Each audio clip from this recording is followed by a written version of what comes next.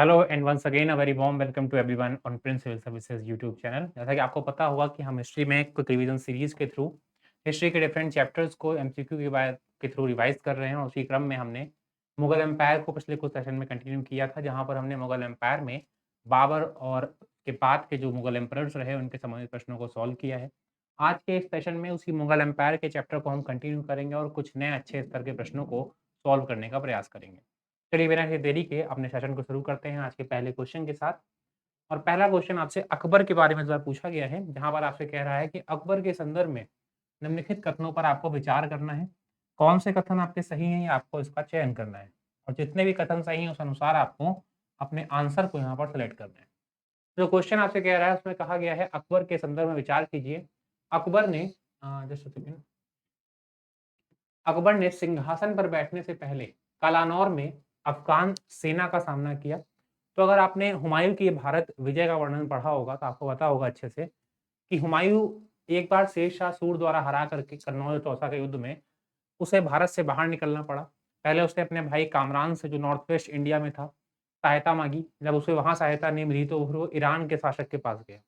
वहाँ से उसे सेना प्राप्त हुई, सहयोग मिला और फिर उसके बाद 1552-53 के आस-पास उसने निश्चय किया कि वो वापस भारत पर आक्रमण करेगा, दिल्ली पर आक्रमण करेगा और उसे जीतेगा।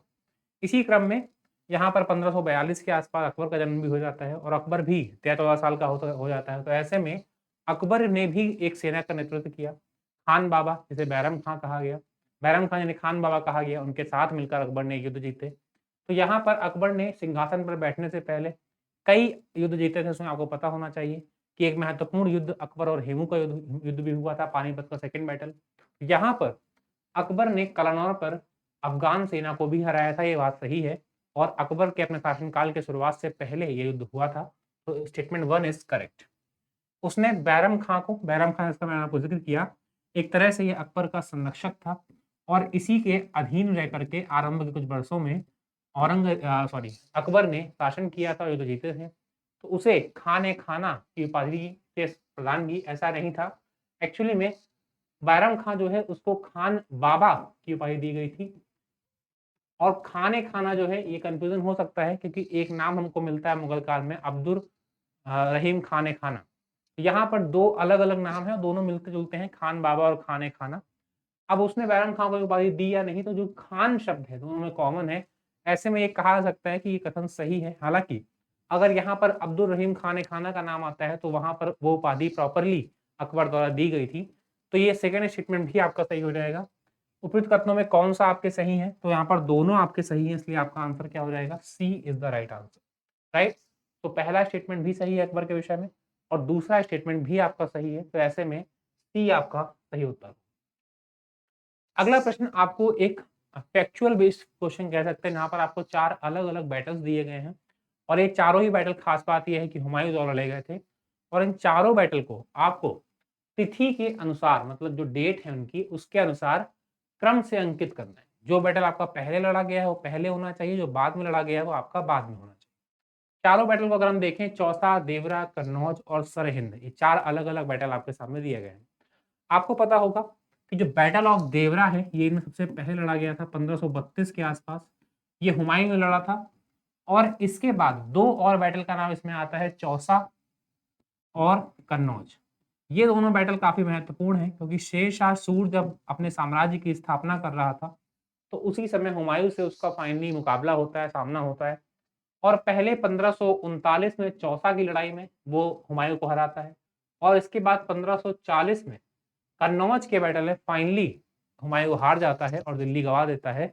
इसके पश्चात उसे भागना पड़ता है दिल्ली छोड़ कर के और फिर काफ़ी लंबे समय तक शेर शाह उसका पीछा भी करता है और फाइनली वो नॉर्थ वेस्ट इंडिया से बाहर निकल जाते हैं।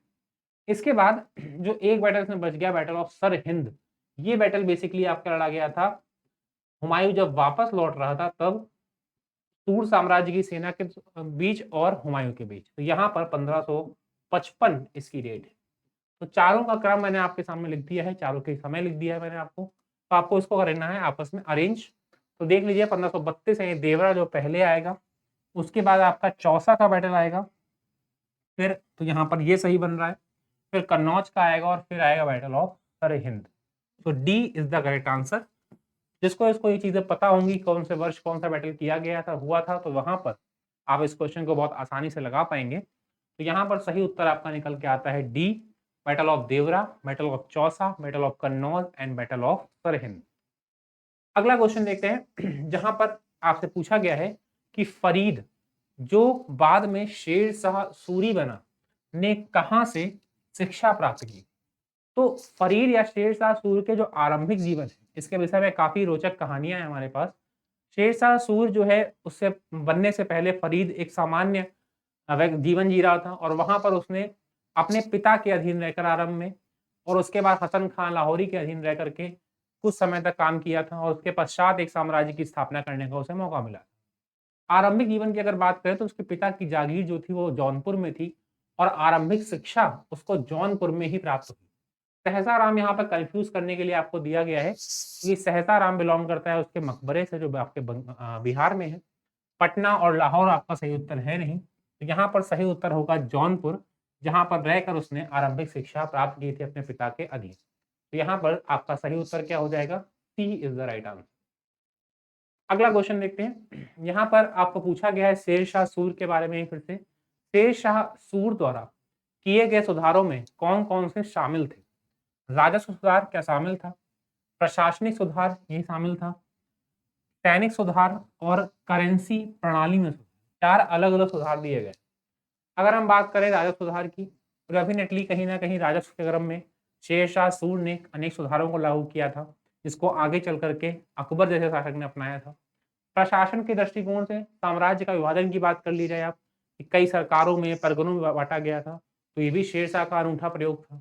इसके पश्चात सैनिक सुधार के क्रम में डाक प्रथा को अपनाना, हुलिया प्रथा को अपनाना, रजिस्टर का निर्माण करवाना, अनेक प्रशासनिक पदों का सृजन करना, ये भी कहीं ना कहीं शेरशाह के नवाचार थे।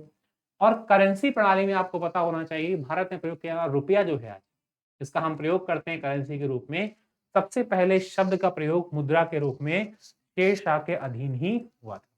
तो यहाँ पर चारों ही दृष्टिकोण में अगर देखा जाए, चारों ही ऑप्शन में अगर देखा जाए तो कहीं ना कहीं शेरशाह ने कुछ ना कुछ सुधार किए हैं, तो सभी इसके सुधारों में कहीं ना कहीं शामिल है। दिए गए कूटों में आपको सही उत्तर का चयन करना, क्योंकि चारों शामिल हैं तो निश्चित तौर से आपका आंसर क्या होगा? डी, उपयुक्त सभी, क्योंकि यहाँ पर आपके सभी इसके सुधारों में शामिल थे। राइट, तो D is the right answer. अगला क्वेश्चन देखते हैं। यहाँ पर फिर से आपको चार बैटल्स दे दिए गए हैं और एक बार फिर से आपको उन्हें क्रम के अनुसार, मतलब जो बैटल पहले हुआ है वो पहले और जो बैटल बाद में हुआ है वो बाद में, उसका अरेंज करना है और अरेंज करने के बाद आपको कूट का चयन करना है कौन सा आपका सही है। ठीक है, चार अलग अलग बैटल हैं, बैटल ऑफ दौरा, बैटल ऑफ कन्नौज, सामूगढ़ और चौसा। देखिए सिंपल सा है, अगर मान लेते हैं कि बैटल ऑफ दौरा और सामूगढ़ के आपको नहीं पता है तो इनका जिक्र तो हमने अभी किया था 1539 में चौसा का बैटल शेर शाह सूर और हुमायूं, 1540 में फिर से शेर शाह सूर और हुमायूं के बीच में बैटल ऑफ कन्नौज। राइट, तो सबसे पहले तो आपको जो पता है वो निकाल लीजिए। तो यहाँ पर आपको पता लग गया कि 4 और 2 ये क्रम तो पक्का बनेगा। राइट, क्योंकि 4 के बाद ही 2 आएगा। देख लीजिए कि ऐसे मैच कौन कौन से नहीं कर रहे हैं तो उनको हम निकाल दें। यहाँ पर 2 जो है 4 से पहले है, हटा दो आंसर को। यहाँ पर 4 2 के पहले सही है, यहाँ पर 4 2 के 2 4 के पहले ये भी काट दो आप, और यहाँ पर भी आप देखोगे तो 2 4 के पहले तो ये भी काट। ठीक है, सिर्फ एक आंसर जो है इन दोनों को सेटिस्फाई कर रहा है, वो कौन सा है? बी, 1 4 2 3। तो हमें सिर्फ 2 पता थे बी और डी के बारे में, बाकी दोनों में नहीं पता थे मान के चलता हूं, तब भी आप इन दोनों से ही इजीली आंसर निकाल पाओगे। केवल बी ही है जो इन दोनों का क्रम को फॉलो कर रहा है। राइट, इस मेथड को हम कहते हैं एलिमिनेशन मेथड, कि इस प्रकार जितने भी ऑप्शन हमको पता है उसका प्रयोग करके गलत आंसर्स को एलिमिनेट करिए और सही आंसर अपने आप आपका निकलकर सामने आ जाएगा।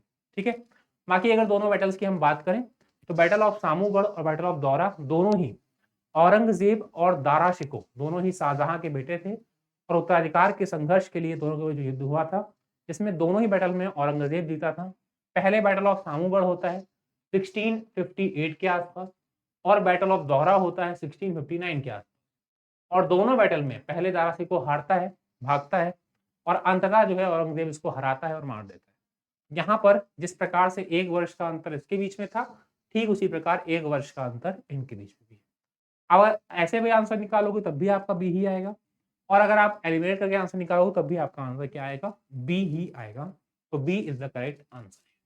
ठीक है, तो ये आपका क्वेश्चन। अगला क्वेश्चन आपके सामने है जहां पर आपसे कह रहा है मात्र एक मुट्ठी, एक स्टेटमेंट है आपके पास, बाजरे के चक्कर में मैंने अपना साम्राज्य खो दिया होता।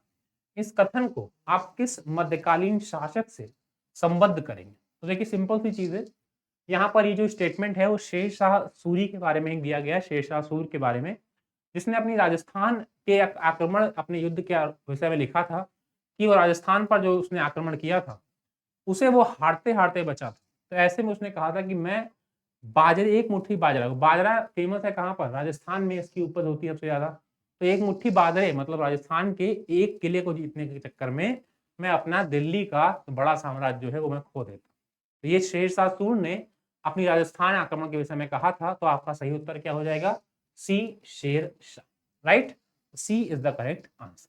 तो ये था आपका आज का सेशन जहां पर हमने कुछ नए प्रश्नों को सॉल्व किया है। आई होप आपको काफी नई चीजें जानने को मिली होंगी, सीखने को मिली होंगी।